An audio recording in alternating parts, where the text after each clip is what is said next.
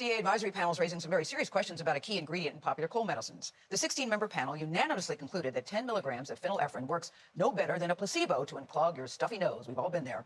Phenylephrine is the main ingredient for congestion in many common over-the-counter medication pills. You see them on your screen.